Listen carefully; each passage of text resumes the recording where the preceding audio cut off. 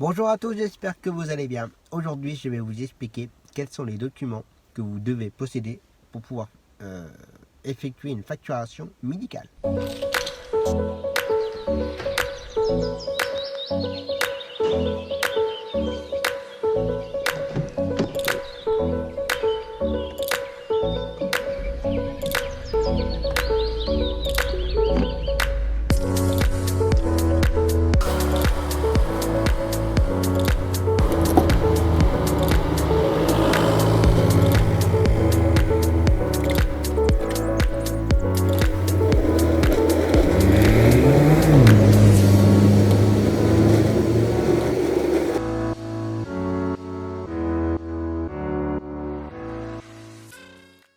Alors, avant toute chose, avant de commencer, avant de faire de la facturation médicale, il faut être conventionné, donc taxi conventionné.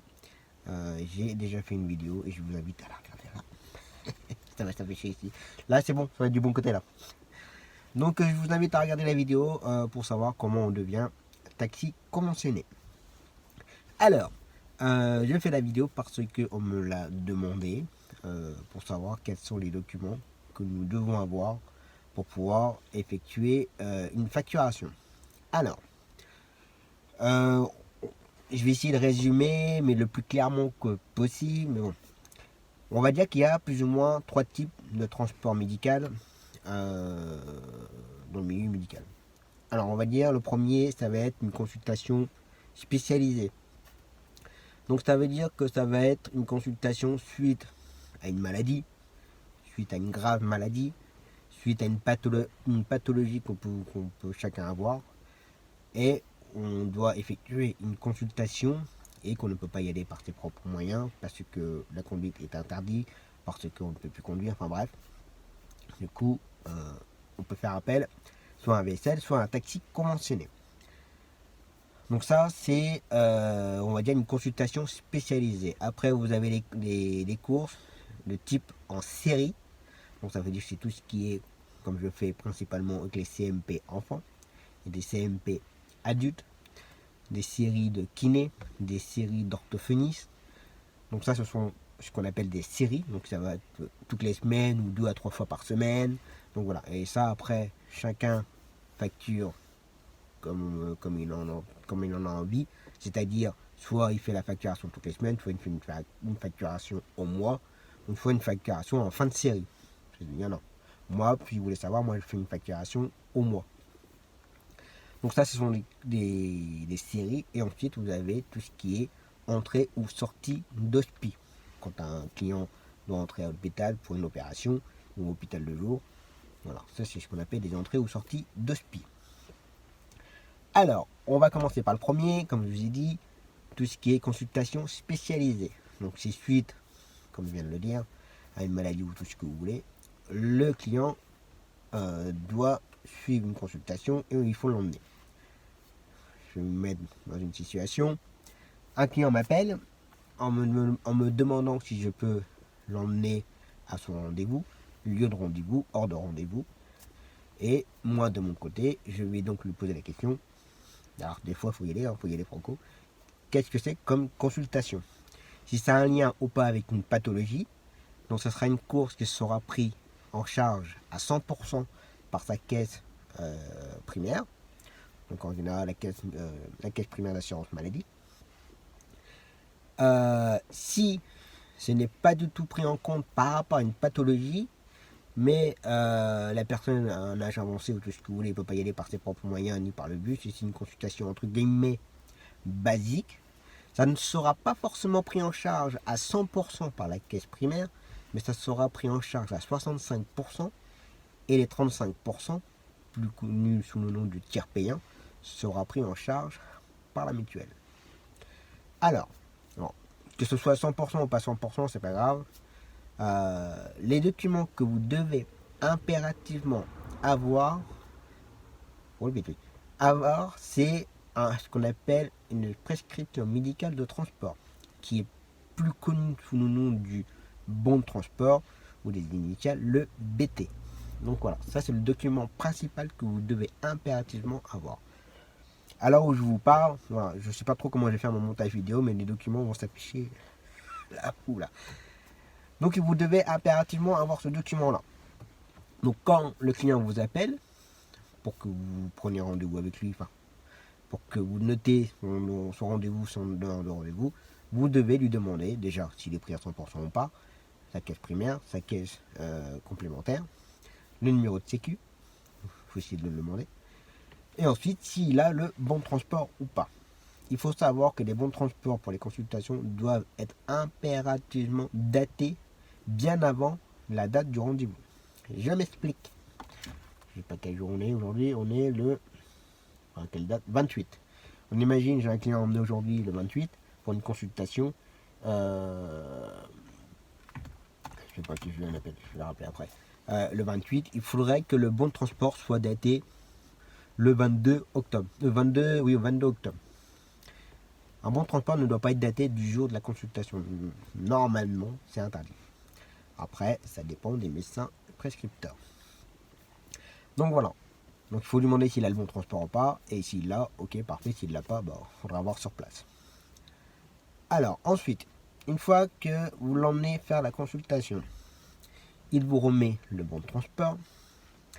Sur le bon de transport, il faut impérativement qu'il y ait les renseignements du nom, prénom de notre client, numéro de sécu, date de naissance, l'adresse. Il faut impérativement qu'il y ait en bas de ce document-là le tampon du médecin prescripteur, si c'est le médecin traitant qui l'a envoyé, si c'est l'hôpital qui l'a convoqué ou autre. Il faut impérativement qu'il y ait le numéro de finesse dessus. S'il n'y a pas de numéro de finesse, c'est le numéro RPPS du médecin. Et il faut la date et signature sur le bon de transport. Ensuite, pour une consultation, conseil que je peux vous donner, il faut impérativement que vous ayez un avis de passage du lieu de rendez-vous. Si on imagine, je sais pas, il y a une grosse bêtise, mais au lieu de chez l'ophtalmo par exemple, ou le cardio, ce sera plus logique. Chez le cardiologue, vous voyez la secrétaire, vous lui demandez qu'elle vous fasse un petit papier comme quoi votre client non est bien passé aujourd'hui, telle date, telle heure, pour sa consultation.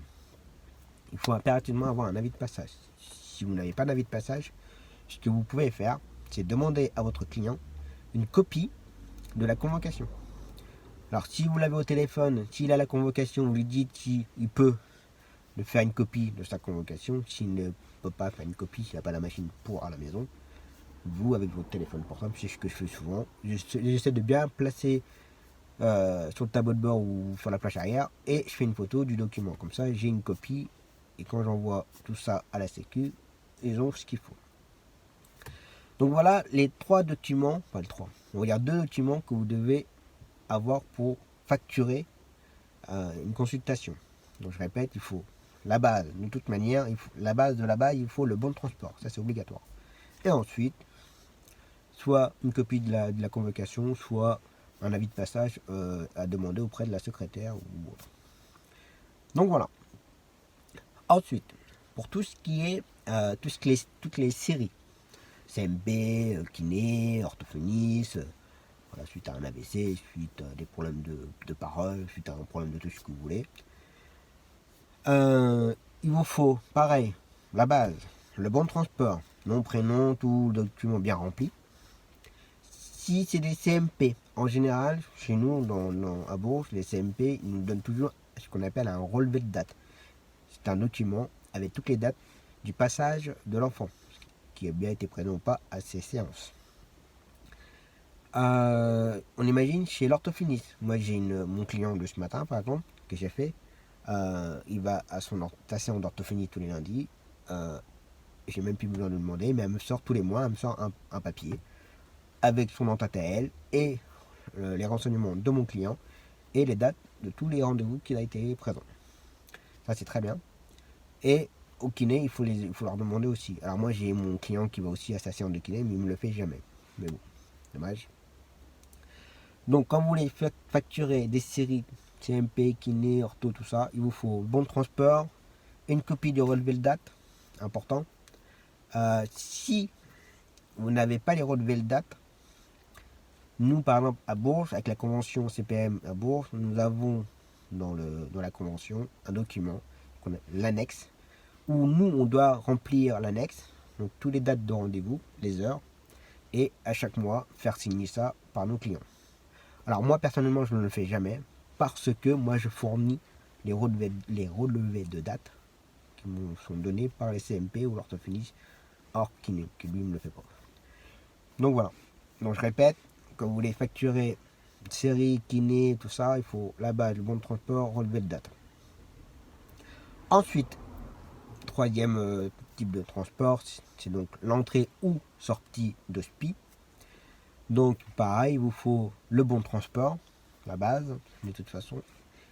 Si vous déposez votre client pour une entrée d'HOSPI, mais vous n'êtes pas sûr de faire la sortie, puisqu'il va peut-être rentrer par d'autres moyens, peut-être si c'est une opération qui doit rentrer couché, par exemple, ce serait par ambulance. Si vous êtes sûr que vous allez faire que l'entrée, il faut demander ce qu'on appelle un bulletin de situation, plus connu sous les initiales du BS. Donc ça veut dire que ça va être l'entête de l'hôpital, avec nom, prénom du client, les renseignements, caisse primaire, caisse secondaire, et date d'entrée à l'hôpital. Si vous faites que la sortie, ça veut dire que votre client il est rentré par ses propres moyens à l'hôpital, et là il vous appelle pour que vous le rameniez. Là c'est pareil, quand vous allez le chercher, récupérer, en général les hôpitaux ils vous font le bon de transport pour la sortie, vous récupérez le bon de transport, et ensuite vous récupérez le bulletin de situation pour la sortie.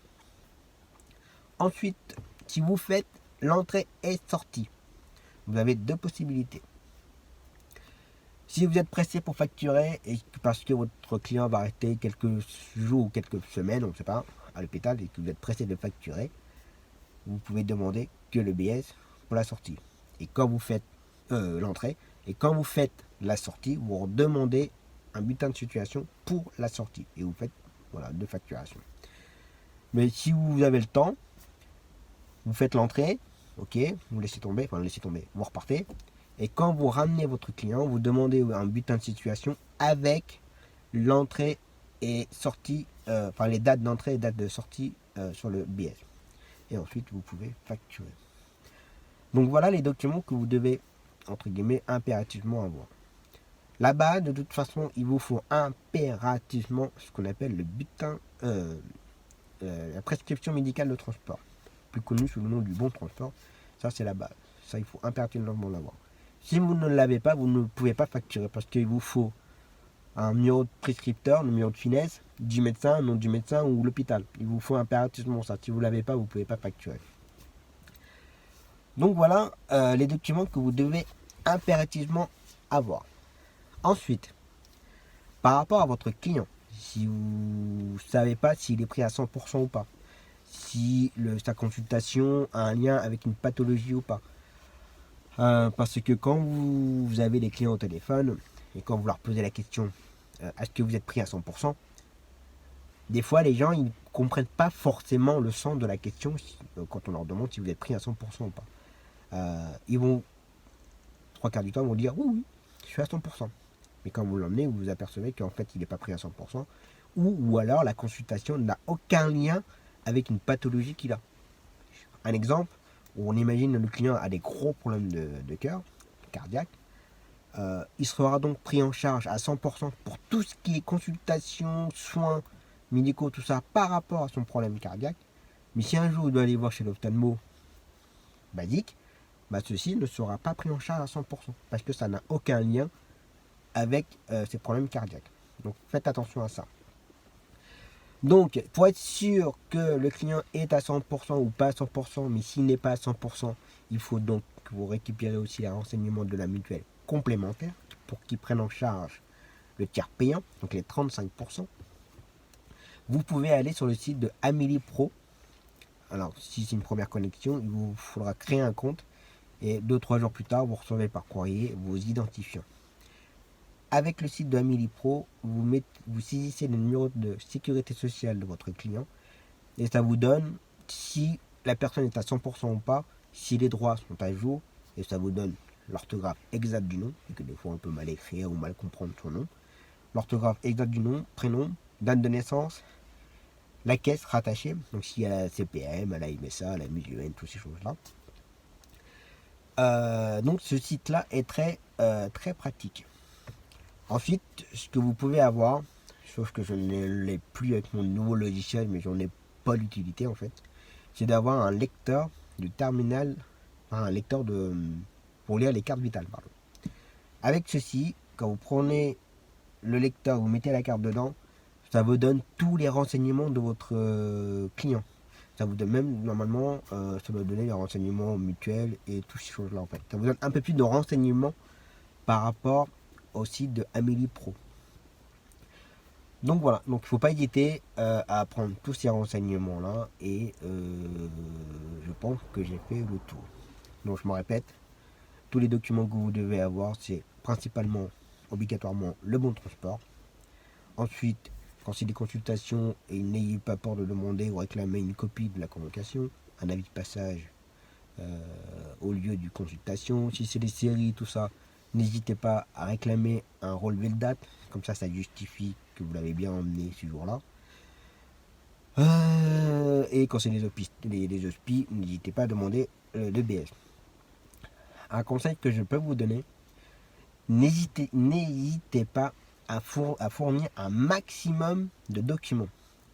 Je sais que on fait de la télétransmission, tout s'envoie par internet, mais il faut quand même derrière envoyer les documents en double, on va dire, par courrier. Je trouve ça un petit peu dommage, mais c'est un petit peu logique parce que c'est pour justifier que vous avez bien emmené votre client.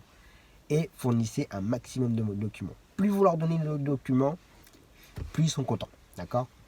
Moins vous en donnez, et plus ils vont avoir un doute sur vos transports. Et dès qu'ils commencent à avoir un doute, ils ne vont pas vous lâcher, ils vont vous surveiller et vous serez contrôlé assez souvent. Moi, jusqu'à maintenant, ça va faire 6 ans, je n'ai jamais été contrôlé. Je pense que j'ai dû être contrôlé une fois sans qu'on me contacte, mais je pense qu'ils ont dû vérifier ça à la caisse, vérifier qu'il y avait bien les documents. Mais voilà, moi jusqu'à maintenant, j'ai jamais été contrôlé. Si un jour ils me contrôlent, moi ça ne me dérangera pas. J'ai tous les documents à la maison. Chose aussi, faites attention. Gardez tous les originaux. Le bon de transport, gardez l'original. Faites une copie. Et vous envoyez la copie. D'accord? Normalement, quand vous faites la télétransmission, une fois que vous faites la télétransmission, je ne peux pas vous expliquer comment on fait la télétransmission, parce que chaque logiciel est différent. Mais quand vous faites la télétransmission, ensuite, vous imprimez la facture que vous avez fait avec votre logiciel de facturation. Et avec votre facture, vous mettez bulletin de situation, donc une copie du bon de transport, une copie du bon de transport, une copie de la convocation si c'est consultation, une copie si c'est une série, les relevés de date, et une copie si c'est entrée ou sortie de SPI, le bulletin de situation. N'hésitez pas à mettre que des copies. Gardez tous les originaux chez vous. Parce qu'il m'est déjà arrivé plusieurs fois que j'envoie mes lots de télétransmission, tous mes documents, mais voilà, des fois ça se perd. Et ils me renvoient un courrier en me disant, monsieur, on n'a pas reçu les documents justificatifs du lot Intel, enfin du lot numéro, veuillez nous envoyer les documents, alors que j'ai déjà envoyé. Alors si vous envoyez les originaux et vous ne gardez rien chez vous, vous êtes un petit peu dans le caca. Donc un conseil, gardez tous les originaux. Ou alors si vous préférez envoyer les originaux, mais gardez que des copies pour vous. Comme ça, si jamais il perd le document, vous pouvez refaire une copie de la copie. D'accord? Donc voilà, je pense avoir fait le tour concernant les documents qu'il faut avoir pour pouvoir facturer une course médicale. Si jamais j'oublie autre chose, je le mettrai dans la description de la vidéo. En tout cas, j'espère que ça aura aidé pour tous ceux qui se lancent dans le taxi et dans le transport médical. Si vous avez besoin de quoi que ce soit, n'hésitez pas à laisser des commentaires, je vous répondrai. Et je vous dis à la prochaine pour une autre vidéo. Ciao!